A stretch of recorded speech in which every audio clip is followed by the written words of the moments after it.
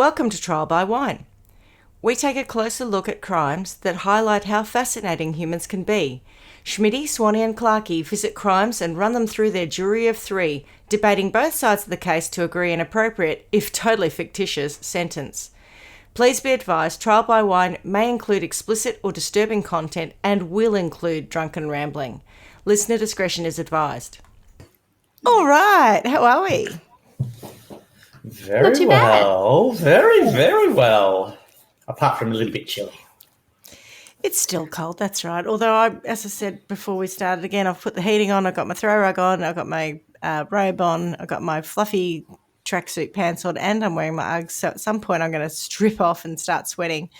But that's all right. It's just the joy of being nearly 50.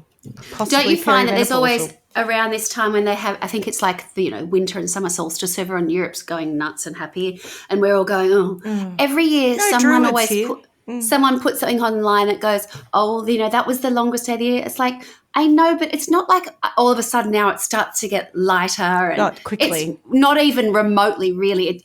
Yes, that's true, but we haven't really hit deep winter yet. We haven't hit deep winter, have we? No. We're still just pissing about a little bit. And I'm a big fan of the solstice as a milestone because it says to me that we're on the way back, and I know it's a long on the way back, and sometimes July is colder than June, in fact probably often. Always, even August. But it just makes me feel like we've got past that bit. And it's like the hump week, the hump day. I think summer starts like in December, right?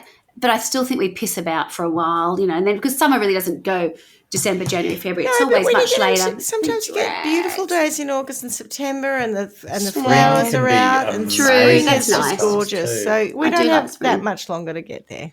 Don't worry, Swanee, we're nearly there. By the time we're back from you lot holidays, are all pissing off to Europe anyway. By the time you're back from holidays, it'll be Christmas, Clark. It'll be nearly summer. Yeah, that's right. Yeah. It's very deliberate. Don't you worry about that. There's nothing accidental about us nicking off for winter. That's very well planned. All right, so who are we? I'm Schmitty. I'm Swanee. And I'm Clarky. And together we are Trial by Wine. Beautiful. And what are we drinking? Swanee, I've cracked open the good stuff. I'm on to the Coke Zero. Nothing says Friday celebration like that Coke Zero. Coke Zero, yep. And DT, what are you drinking? Well, we're having a delightful drop called Sevenly by Sarah Jessica Parker. Oh, you're still on that. And what's it like? It's actually, so we're nearly finished the first bottle. It's actually inoffensive. It's improved? You can, well, you don't notice it while you're drinking, which I think is not a bad drop thing. When, we're having these chats, I'm not having a swig and going, ugh, that's revolting. It's just, I wouldn't say it's fantastic, but it's doing its job. Well done, SJP and Invivio. Well done indeed. I could definitely drink this socially. Oh, good. Good find then. I'm having a little vodka tonic this time round. I still have one mango chutney, but I thought I'd move on to this and try and keep it very light because we've still got another episode to record after this. And speaking of episodes, Clarky, what have you got for us? Well, I've got a little tale for you. So today we're going to take it over to the west, to Carla's home state. Swanee's hometown, yep. No, we're not hometown. We're going to go to Port Hedland, and we're going to talk about the rather distressing story of Margaret Hawke. So my sources are abc.com.au, Channel 9, the National Indigenous Times, the Sydney Morning Herald, thewest.com, miningweekly.com, britannica.com, and Wikipedia. And I'll apologise right up the front because I'm not super across the some of the Indigenous culture requirements, I guess, when you're talking about this. I do know that you should not talk about Indigenous deceased. Well, you shouldn't mention the names of Indigenous deceased nor feature their pictures or voice recordings, and we don't do that. But I'm not sure about going further than that. So I just want to put a warning out there right now to say this story contains details that perhaps some listeners may find distressing, because we do talk about people who are Indigenous who have died without mentioning their names or using their voice or showing pictures. Okay. And given that we are doing an Indigenous story today, perhaps it would be appropriate for us to acknowledge the lands that we are recording on today.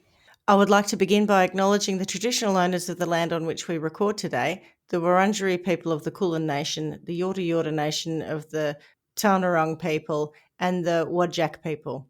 I would also like to pay my respects to elders past and present. So, as I said, our story takes us to Port Hedland. Swanee, do you know much about Port Hedland? No. Being the closest to? I think that my niece did her internship to be a doctor in Port Hedland, I think. Yeah. I know it's a long way up north, isn't it?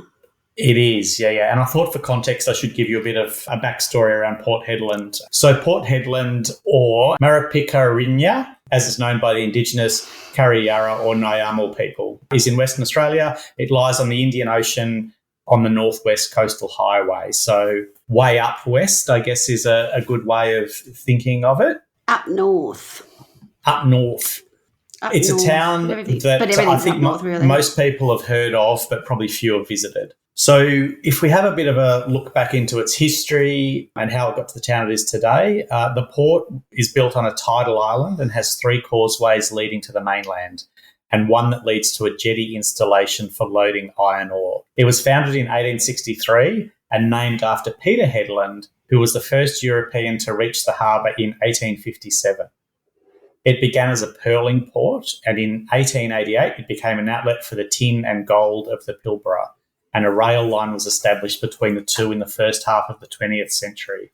You could imagine the port was super busy during World War II, and in late 1950s, manganese discoveries brought new prosperity to the town. From there, the port continued to grow with the development of iron ore deposits, think dredging, more train lines, wharf extensions, that kind of thing. And eventually the community outgrew the island and began expanding onto the mainland. Today, it is a powerhouse of the national and state economy. Approximately 300 million in exports leave the town every day, generating around 120 billion in revenue annually. That is a phenomenal amount. The port of Port Hedland is a crucial link in Western Australia's resources supply chain and is used to export a number of commodities, including iron ore and lithium. A report by the consultancy firm ACIL Allen Consulting found that the port's economic contribution accounted for around 20% of the state's gross state product in 2018-19. And earlier this year, Prime Minister Anthony Albanese said it generates approximately 4% of the national GDP. Jeepers. That's huge. The town is one of the world's most valuable ports, sitting at the centre of Western Australia's lucrative iron ore industry, where billions of export dollars are generated. So huge amounts of wealth are generated from this place, and you could reasonably expect, for those people who don't know the northwest of Australia, I guess, that there is a significant city there with all of the joys and trimmings of city life. But realistically, the closest city is Perth, which is thousands of kilometres away. It is so remote up there. It's unbelievable. Like, there's just... Yeah. I think people struggle to understand really what Western Australia is like when you try and compare it to somewhere else on any other continent, any other map. Yeah. Because it's just so far away from it, like big cities. You know, that we do have Perth, obviously, but once you get out of Perth, there really is nothing. And that is so far away. But there was a cyclone that came through earlier in the year, and there was, I think Port Hedland was potentially in its path.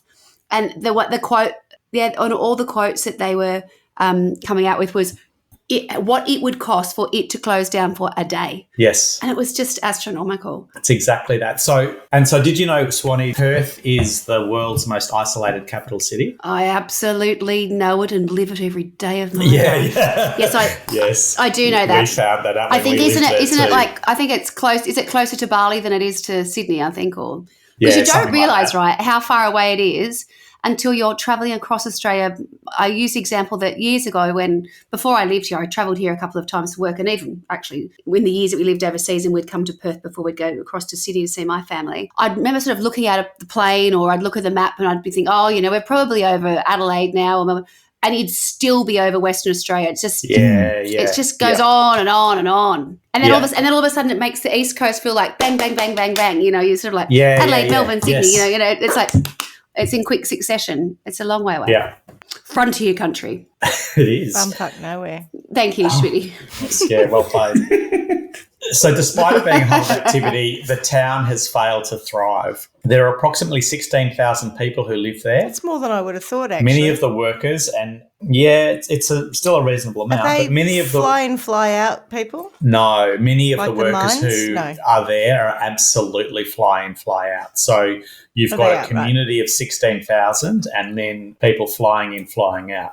That results in a transient community, which means it's very hard to create a culture, a mass of people who will become connected and invest in the town. You've basically got people going in and out and taking what they want and going. There's also successive local governments that have been mired in controversy, and youth crime is high. And so there's a lack of investment in the community, and all of this has been blamed for the town's inability to develop.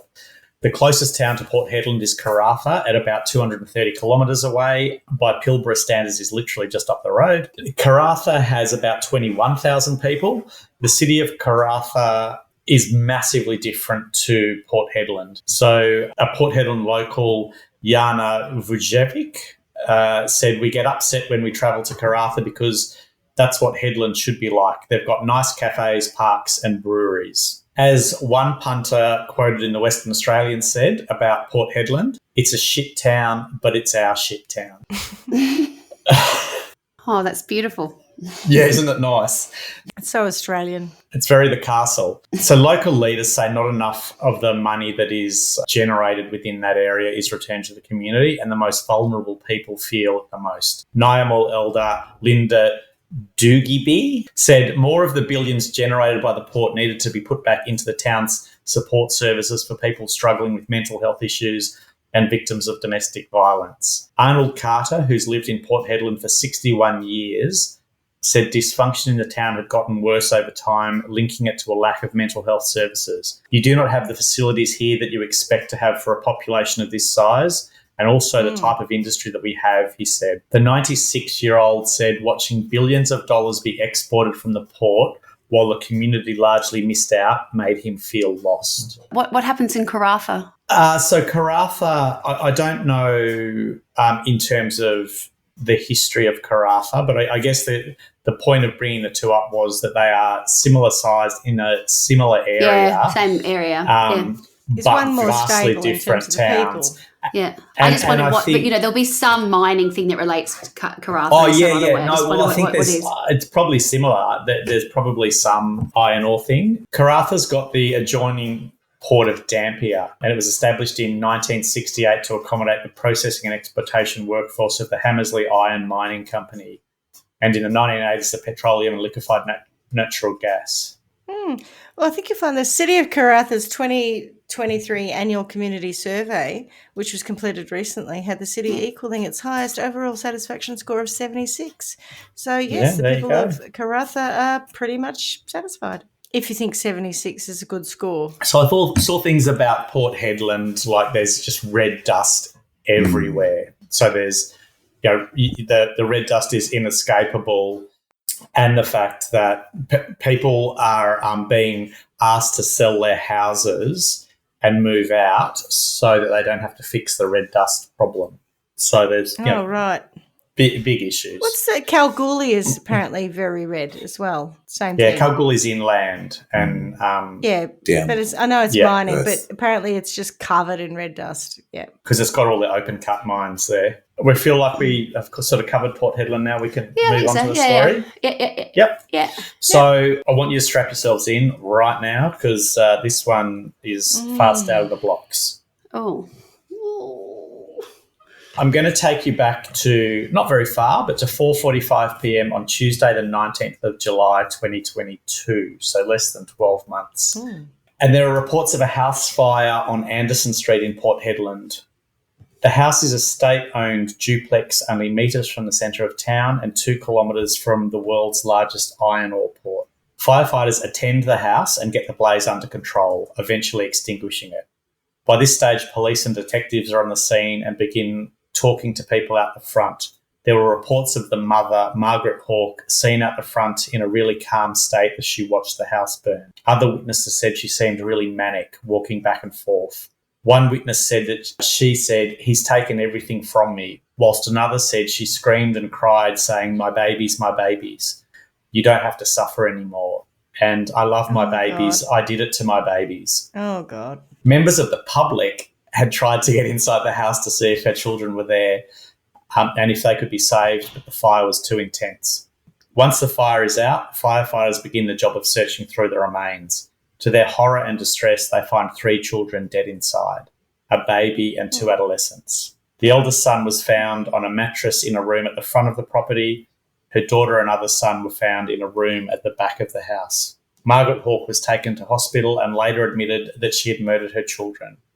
She told police she didn't know of any other way to help her children before admitting to lighting the fire. Acting WA Police Deputy Commissioner Alan Adams said, "The circumstances leading up to this tragedy will be subject to investigation. I don't propose to go into the details of the family background at this time. The fathers of the children have been notified of the tragic death of their children. The investigation will take time. Obviously, there is a potential criminal behaviour that we will investigate, but with the death of 3 people, the coronial investigation will also look at a number of issues leading up to the incident to better understand if there were opportunities for this to be prevented." So Margaret remained under sedation as homicide detectives flew in from Perth to speak with her the following day. Arson squad detectives and forensic officers also arrived to determine the cause of the blaze and deaths. So we've got 3 young children dead and a mother in hospital who's confessed to their murder. Seems pretty straightforward, right? Well, yeah. Like so many of our stories, this is anything but.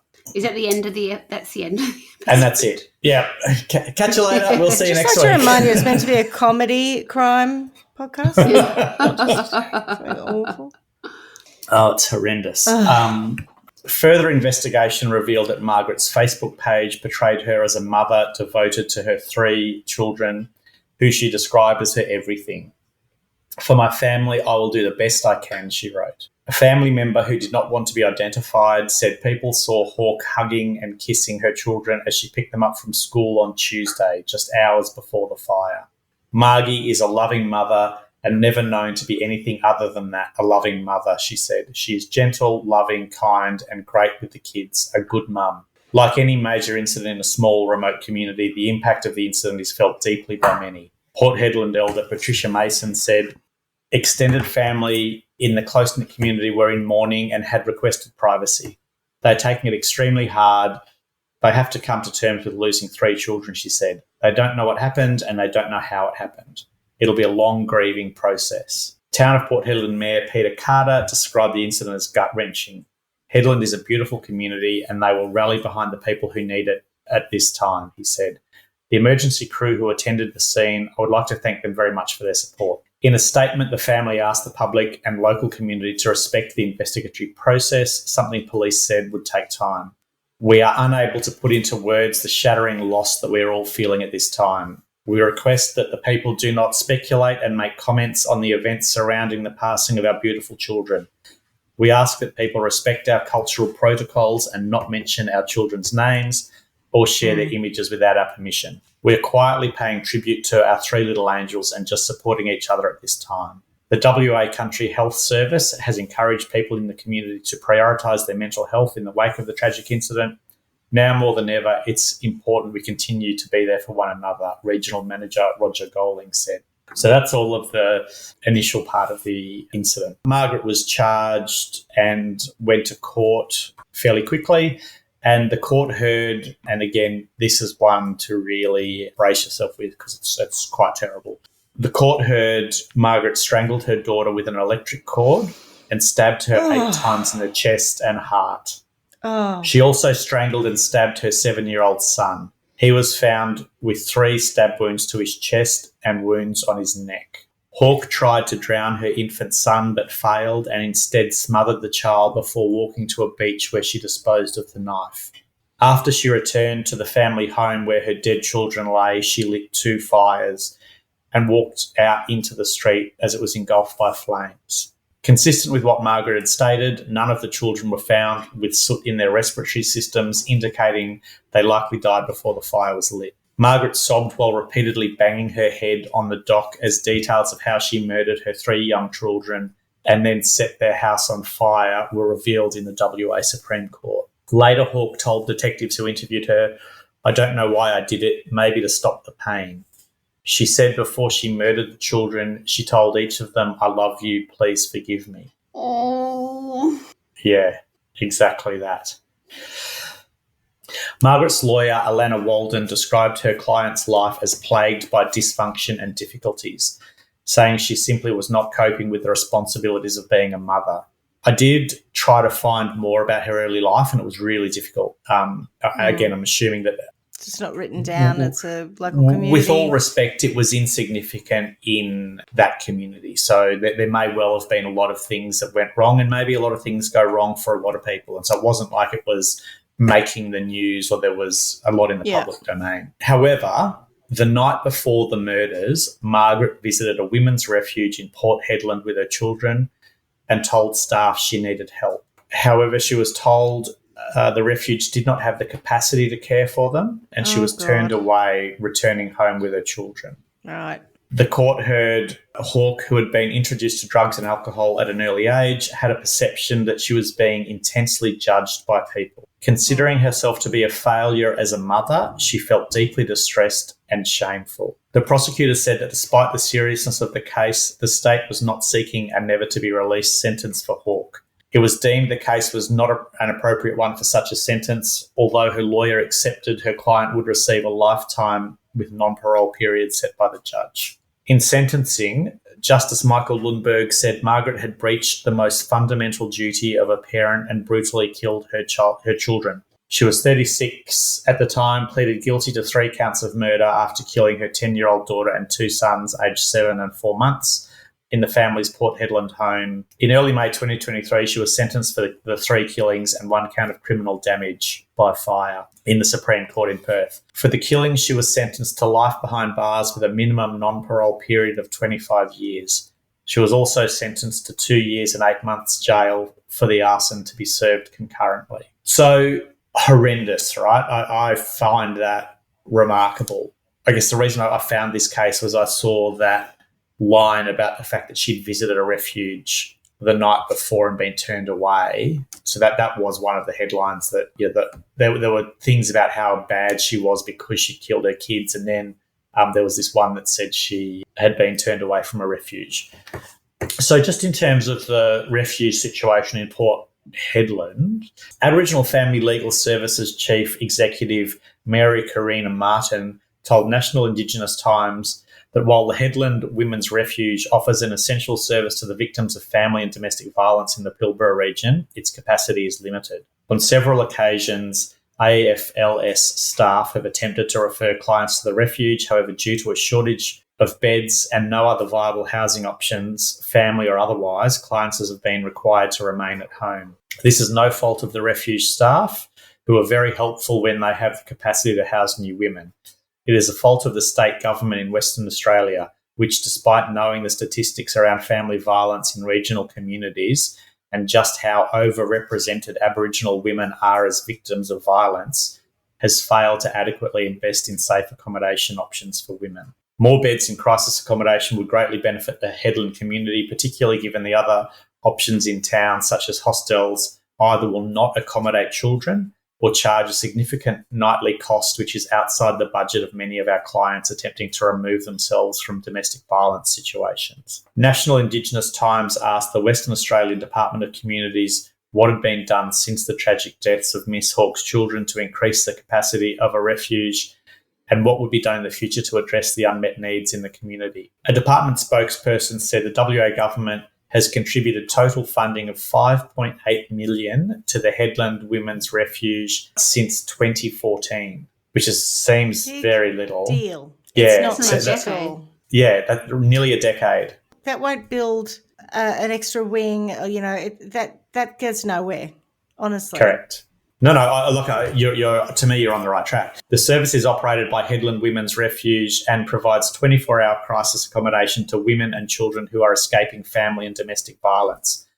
The refuge operates 5 rooms for people at immediate risk or threat of harm. Wow, there's something to be proud of.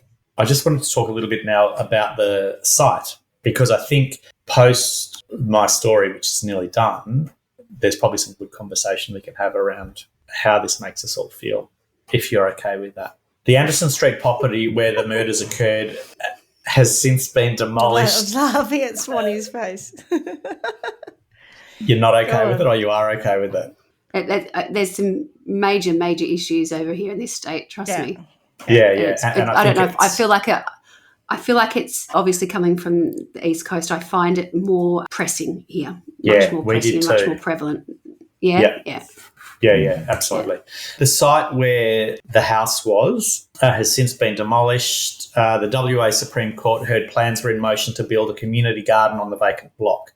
However, the Department of Communities, which owns the land, has now said no decision has been made regarding the future use of the site. How about a refuge? The death of any good call. The death of any child or young person, regardless of circumstance, is a tragedy and has a devastating impact on the families and communities involved, a department spokesperson said. Thanks for your insight. In recognition of the significant trauma associated with the property and the ongoing impact experienced by the local community, Communities has not made any final decision on the future use of the site. Long life resident and Aboriginal elder Linda Dugibee, we spoke of her earlier, said the people of Port Hedland were deeply hurt by the loss of the 3 children. However, she said she saw how closely the community was able to come together in the sorry time. It was so tragic that it actually brought all different people of different colours, different cultural backgrounds together, she said. And there was actually an article I saw where there was a family taking their 3 children to put flowers near the site, sorry, not at the site. And when asked why they were doing it, they were saying it was the only thing that they could think of to show their compassion, I guess, for what had happened. Linda believes building a community garden would be a wonderful gesture and hoped people could go there to seek comfort out of the tragedy. That gesture is a means that we can overcome anything together, and that is to build a community with a bit more colour and flowers, a refresh, she said. She hoped a community garden would show the children's family how much Port Hedland still cared. We need to start working together, hand in hand, making a big difference, and to show the families that have lost their loved ones. Hedland is here to stay with you. So that's what I've got for you. So I think what I found about this story is, no doubt it would be quite polarising for a lot of people. I think the savagery of the crime in isolation is absolutely terrible and heartbreaking and raw, quite frankly, whereas the situation around probably the lack of support and resources for a community that really needs them, and a community that generates such wealth for the country, it's quite hard to reconcile the two. And I think, that these issues are incredibly complex and there's no silver bullet, but I do like what Linda was saying about the way that everyone works together, and they need to work together hand in hand to resolve the issue. And I hope that if something good is to come out of this, it's more of that, where we start to put our differences aside and work together on the similarities. Anyway, interested in your thoughts. 3 children shouldn't have to die for people to work together and put away their differences and embrace their similarities. Very true. It's such a big piece. You look at the bigger picture. There are so many people just existing. They're not even really living, but existing sort of on the margins. Marginalised people who are systematically disadvantaged. Yeah. Yes. And we, as a state, the way it's talked about and promoted, both locally and, domestic, on the domestic stage is, we've got access to all this resource. And, and that's really that's the heart of where it's coming from, which makes it even more offensive. It is. But I mean, that story would be maybe not, having 3 children go in one go, but I mean, really, that would be the tip of the iceberg. There's so much dysfunction, so much. I don't even. I'm kind of speechless. It's hard for me to put into words the little bits that I am made aware of and that I know of. We've got a family friend, and it's actually his sister. She's quite senior in the Aboriginal Health, I don't know what you'd call it, Commission Department or whatever else, and she looks after different communities, and their level of mental health, especially young people, is they don't have mental health. They are all mentally unwell. There's a lot of stuff that's coming out over here about, is it fetal alcohol syndrome, I think? Yeah. Where many young people now who are, high school and whatever else, it's not possible for them to sit through a lesson, not possible for them to do all these things because they've had it since the day, or before they were born, from when they were, conceived. There are all these things that they're now trying to, so that's what we're truly working. It's not kids being naughty or this happening, or we're dealing with a dysfunction congenital damage. Correct. Yeah. Yes. Yeah. Sorry, I've made no sense of anything. No. I think what you've just said. This is this is an instance that is, shines a light on an endemic issue that we don't face. And it's not just, I can't speak about WA, I don't live there, but I do work with Indigenous people in my work, my job.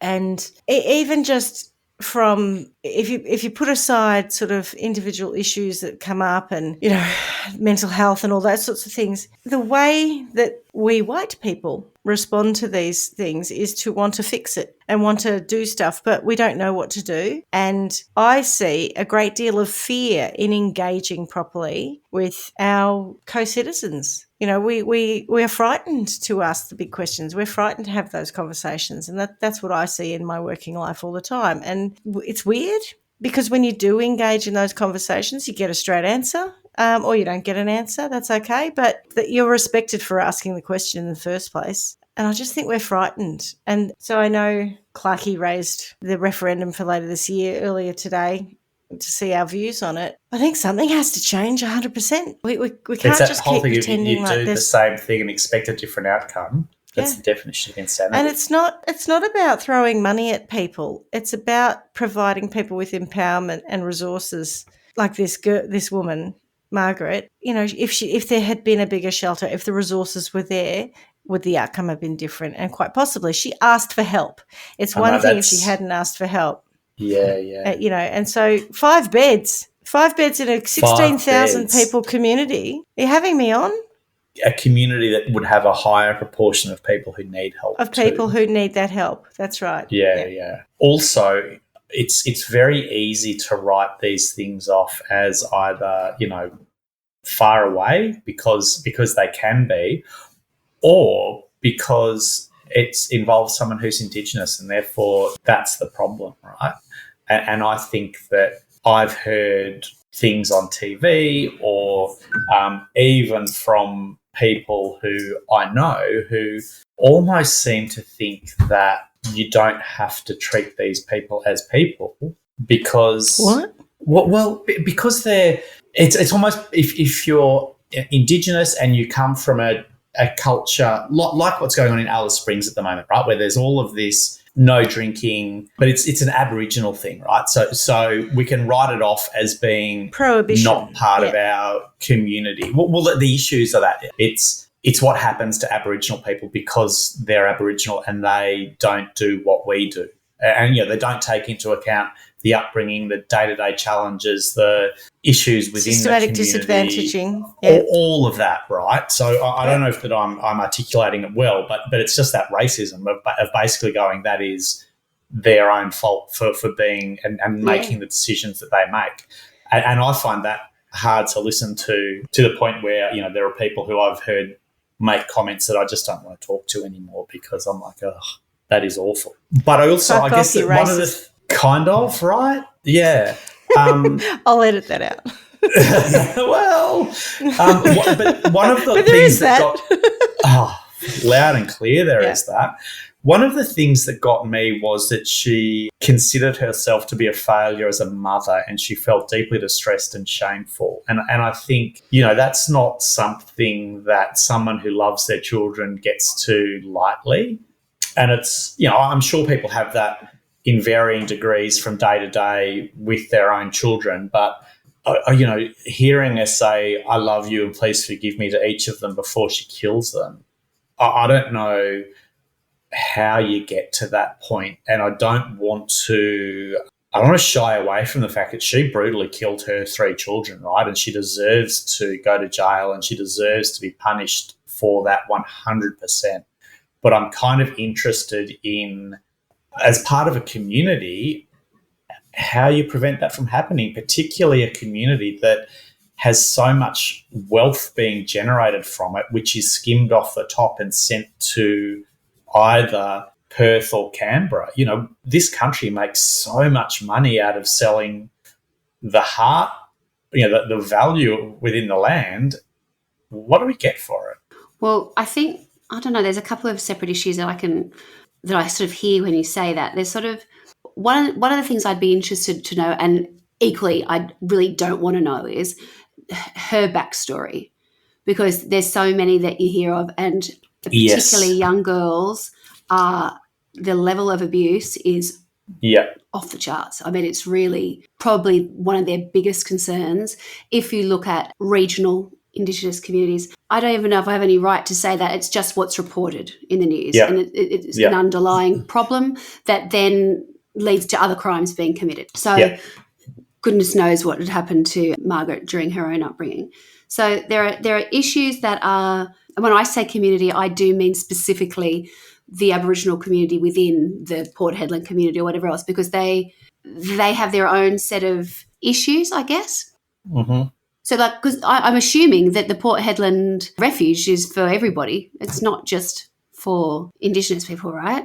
Yeah. So I think, there's also the point where, in terms of people who need, that I find it to be simply off the charts in Australia, the level of domestic abuse. I find it to be one of our, well, I don't want to say dirty little secrets, but it is. It's so prevalent. And I think it's absolutely amplified within Indigenous communities. But I mean, it's everywhere. Don't get me wrong. Do you know what I mean? I think there's so much horror happening at a very foundational level that these other things happen because this is wrong. This is so flawed. Like, the way, if you're born with fetal alcohol syndrome, that's a separate issue. If you've grown up in a family where it's a total domestic abuse seen day in and day out, I'm the things that people are exposed to, what is your normal, is so unhealthy. Then we talk about money. How does money play into it? It is such a complicated thing. I think, you need money certainly to have the infrastructure to build things. You need money to have council. You need money for all the things that can build it. But it's what the money can truly dig deep and provide these on the ground communities. Absolutely, because it's got us. I don't think we can change it from the top down. The damage, and there's so many people who have been brought up in a cycle of abuse and marginalised, and not being given the same chances as everybody else. I see it. I see it all the time, and I do wonder, and I didn't really want to get into this, but I noticed that they were talking about, the referendum that will come and the states that were likely or possibly not going to vote for it. And I wonder if those states, I think there was Western Australia, Queensland, and I don't know, there was another one that was quoted maybe only a week ago or something. Maybe it was South Australia. But for me personally, they felt like the states that had more Aboriginal people in what I would call in situ, not in cities. So it's not the Aboriginals that have become, live in central areas and, perhaps where they've got proper, like in WA, real communities of Indigenous communities. I think people I find that harder to deal with than being in the city going, well, it's all fine. It's actually in the states where if you go into the city and there's some pretty confronting scenes. Yeah. And that's what concerns me, is the fact that the states that probably need it the most are probably the ones that, to Caroline's point, are the most scared. Yeah. Because they probably don't want to know what really needs to happen. Also, what are you really frightened of? And I think So if we gave the resources to people, if we did the right thing, if we sorted it all out, and I mean in collaboration, I don't mean coming in and trying to be the idiot white people that we are, just meddling. Yes. But, if we actually did it right, what are we frightened of? Why shouldn't other people be allowed to have the same access to health, education, life as we do? Yeah. I don't understand what the fear is. I think you're right. I don't. It's almost an irrational fear. I think I actually suspect it's all about money and land. At the absolute heart of it, what are we frightened of? That someone's going to knock on my door and say, "This is where my people are from. You need to get out." Is that what we're frightened of? I don't know. Possibly. I think people are. So do I. I think that if people being honest, I think that's probably it. Yeah. A very significant elder recently in my travels, Mr. Ernie Dingo, who I did describe. Oh, seriously, he was like Indigenous Jesus. The man talks in parables. He's very wise. Real. Oh, he's amazing. Yeah. Well, no, Jesus was real. It's just whether or not you believe he's the Son of God. All right. Yeah, fair point. He and in 1,000, 2,000 years, we may have the Church of Ernie. Yeah. But I had this conversation with him. Well, we asked him in the time of the voice and this referendum and all the rest of it, what are your opinions on it? And I wouldn't say he skirted the conversation. I think he was just quite careful about how he responded because he didn't want to necessarily say you should all do this and I'm the voice of all Aboriginal peoples. But I had a chat with him because I drove him to the airport and I said to him, I just think people are frightened about money. And he said, that's absolutely what is stopping people. And if you rationalise that properly, and you know that no one's going to knock on your door and chuck you out. And it's not big mining either, by the way, because big mining companies have already had to adjust and work with local communities. Absolutely. In terms of mining with the land. So it's not big companies driving this. This is individuals having a fear of something that they just don't necessarily even understand. And if we could get past that fear, then maybe we'll get somewhere with this. I think you're right. I guess that the thing about the mining, I don't think mining builds communities in the same way that other industries do because people fly in and fly out. And I think there's a real problem with that in so many mining towns because in other places, people live where they work and they are therefore invested in the community, and that gives rise to sporting clubs and all kinds of hobbies and interests and whatnot. They're actually very healthy for a community. If people are flying in and out, often the people flying in and out have very much, they have mental health issues. Usually they have higher rates of divorce and that kind of thing because of the pressure it puts on the family. And I hate to think how much money is spent on airfares flying people in and out when, in fact, if they were to not have fly in, fly out and have people living, that would absolutely build communities. And so I think there is some level of responsibility that we should put at the mining industry for that, as well as our own greed in trying to rip the heart out of the country as quickly as we can rather than doing it in a sustainable way. And I think I was more talking about mining proper as in the land that the mine is on. Thanks to Mabo and various other legislative changes, the mining companies are forced to work much more closely with the Indigenous communities around those parcels of land. And I'm talking about also, that, not so much about mining's responsibility to create a community culture. The other thing I did see was that there is quite a lot. So one article was talking about the amount of money that is given to Port Hedland and probably talking more about the fact that the way it's utilised isn't getting bang for buck, probably in a similar way to, I don't know, the pink bat scheme or whatever. You've got like you said, Schmidt, you've got a government trying to fix issues rather than people on the ground building their own community in a way that is appropriate, and that's a hard one. So it is a hard one, and I think we're not going to get it right. But we've got to do something. Can't keep going on like this. I don't know. We went through something similar to The Voice when there was the whole gay marriage debate. It all gets thrown in the public, and there was a huge amount of fear. People would say, next people are going to be marrying animals, and they're going to be bigamy is going to be legalised and all this sort of stuff. People just go to these irrational fears for no good reason, I think, because there are some people who just hate change. And so there's an element of that in it. But I actually look at The Voice and go, I would love it if the Indigenous culture was more integrated with our day-to-day lives. I think it'd be more enriching. I think, whilst there is a connection to Mother England and the UK, which I'm okay with, there's a nice bit of identity that we've got sitting right here that we could either embrace or not. And why on earth wouldn't you embrace it? I don't understand the fear.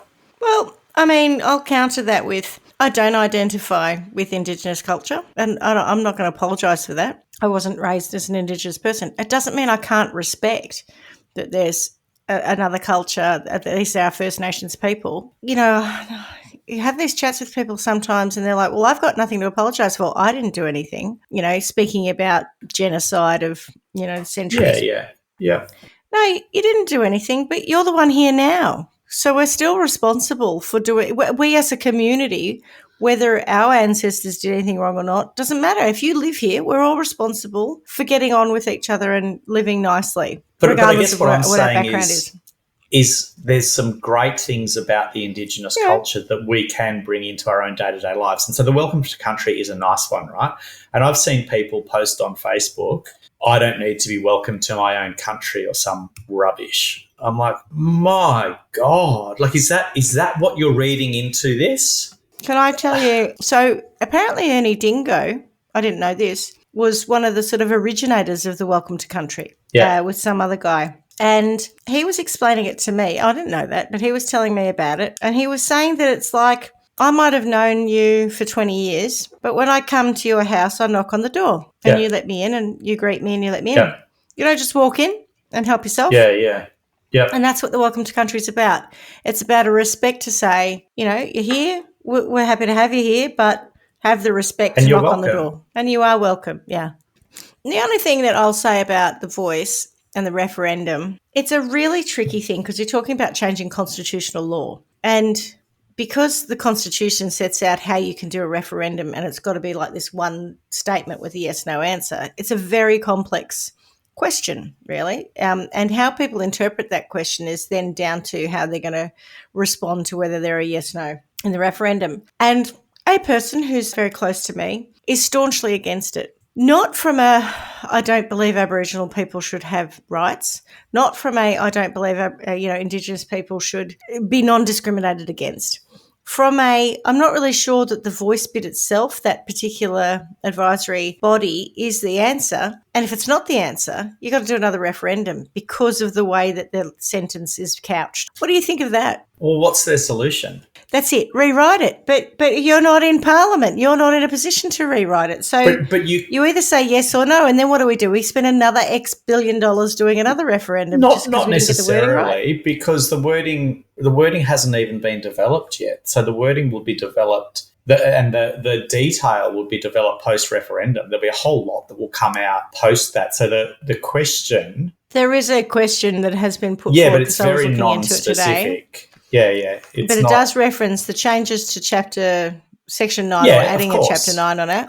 Yeah. And then it talks about the principles as well, which I don't know why anyone's bothered, because if you read all of that, you'll see. Right? And it says they don't have the right to veto anything. So it's not like you're putting an advisory body into Parliament that has the right to say no to absolutely everything. That's not a democracy either. And I do know, I can't remember, and I apologise for anyone listening to this who knows this, but there was an Aboriginal advisory body that basically got defunded and chucked.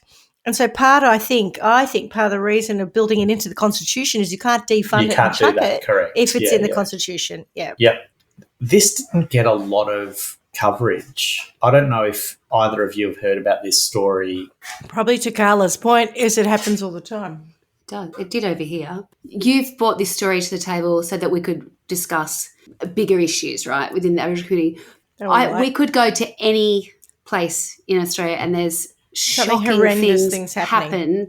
And, kids, that one in Queensland where the dad lit the kid. I mean, there's so many shitty things happening. Yeah. And I think there's the piece, of course, which is about Indigenous support. I don't even know if that's the right word. I don't know how these people are, how can we ensure that they're given the right opportunities, and that's very complex, but that.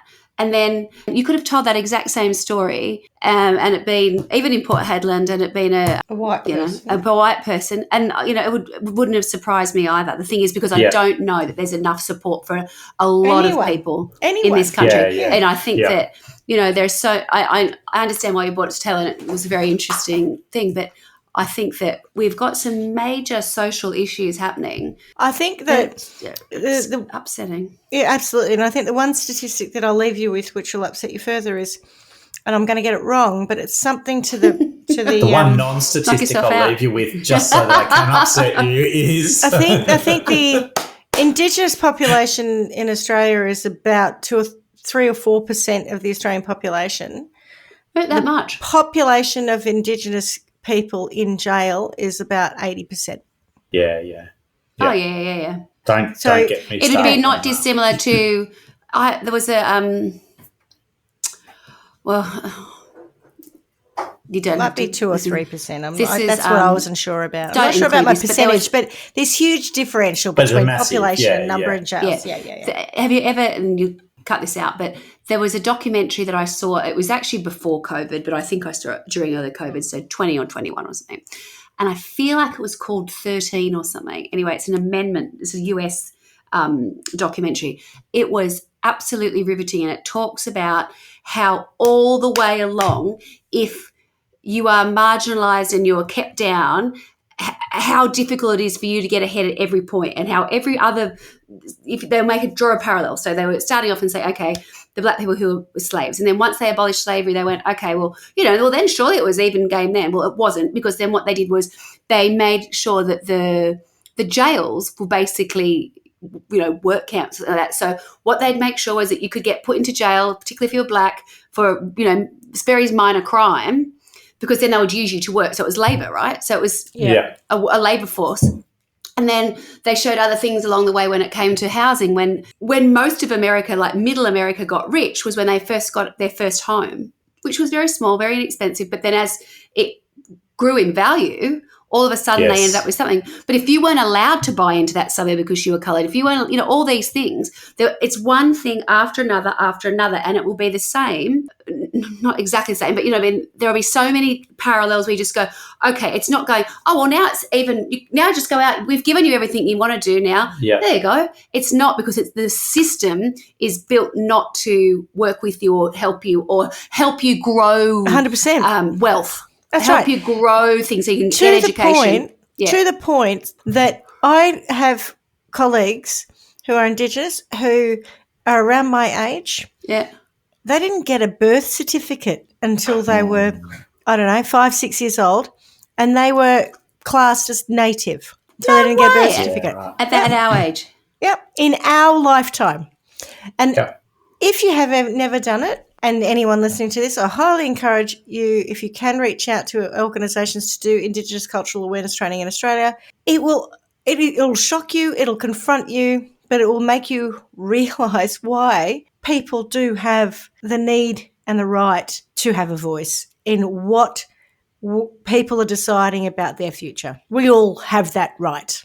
So rather than sentencing, like we did a little bit in the last episode with Liz, what do you think of the actual sentence, the 25 years? Do you think that's appropriate? It's pretty shocking. 3 children have been robbed of the opportunity to grow up, and I get it feels harsh given her circumstances, but it's also like, what did Kelly Lane get, Carla? Can you remember Kelly Lane? Curious case thereof. And they never found the body. They just assumed that she'd killed that child. I don't know. I think it's probably within line of the law. I would like to think that she gets a lot of help, though, while she's in jail. Probably won't, but I would like to think that maybe she'll get more help there. But how do you ever live with that? How do you ever recover from knowing that you did that? So do you remember Robert Farquharson, who drove his kids into a dam, said he had a coughing fit, drove through a paddock and ended up in the dam and his kids died? He was sentenced to life imprisonment with a 33-year minimum. And he was a family had annihilator, 3 kids. Yeah? Well, it was just his 3 kids, so probably similar to Margaret in that regard. He got 33 years. So 33 years, not life. She got 25. She's 25 with parole. Yeah. I actually thought in the grand scheme of things, 25 years is probably okay because she killed 3 people and she didn't get 75 years, didn't get 25 years for each. So I think they've taken into account the responsibility of, God, them turning her away from a refuge the night before. That's horrible. And not for the refuge, but, that's a horrible state of affairs that we've got that happening when someone is that. I don't know. I kind of was like, oh, well, I can come at 25 years for her. We've said I can't come at that a lot. I think I can come at that. What do you think? I think no matter what your extenuating circumstances are, she didn't just, there's no just, but the methods to which she killed her 2 children, particularly the 2 older ones, were pretty horrific too. Awful. I have sympathy, but I'm concerned with her mental state, so I think she probably should remain in jail.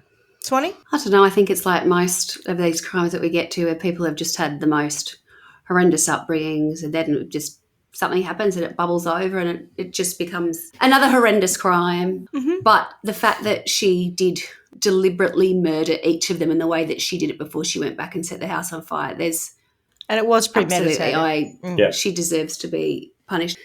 Yeah. Do you think longer? I actually don't know. I just feel very uncomfortable with the whole thing. It's just... It's confronting. Yeah. It's really confronting, which is probably... Because Clarky, we've said before Clarky does the dark cases, but he does have this, magic ability to bring out the stuff that just makes our anus, our little sphincters clench a bit. And we're always worried about, as anyone who actually bothers to listen to us will know, we're not overly woke. But we're not stupid and we're not unaware of the world around us. And even on the woke thing, sometimes I think people not go too far, but make choices for other communities to try and do the right thing that are as detrimental as if when they should have just asked what someone else wants. I agree. Yes, well said. Thank you. Oh my God, I can't believe it. It's like we turn it, this cancel culture thing I'm cancelling cancel culture. That's a lot of old bullshit. All right. Anyway, so on that note, if we still have any listeners after this episode, Clarky, you wanted to give us the numbers of anyone who might be affected by the case? Thank you for remembering that. If you or anyone you know needs help, you can call Lifeline on 131114. Men's Line Australia on 1300 789 978. Suicide Callback Service on 1300 659 467. Beyond Blue on 1300 224 636. Headspace on 1800 650 890. Or you can go to reach out at au.reachout.com. Please, if you need to, Clarky. Seek help. Don't feel ashamed. Just do it. No, there's no shame in it. Just reach out. All right. Well, thank you very much, Clarky and Swanee. Controversial one, but, worth the chat. And as I say every week, I miss you already. Ciao. Ciao, ciao. Ciao, ciao. Thanks for listening to Trial by Wine. You can contact us at trialbywine@gmail.com. Please rate, review and subscribe to Trial by Wine on Apple Podcasts or wherever you get your podcasts. If you'd like to support us, you can become a patron at www.patreon.com, Trial by Wine, or visit our website www.trialbywine.com to donate to us. Your support will help us cover many more cases and apply wacky sentences. We really appreciate you listening and hope you tell everyone about us.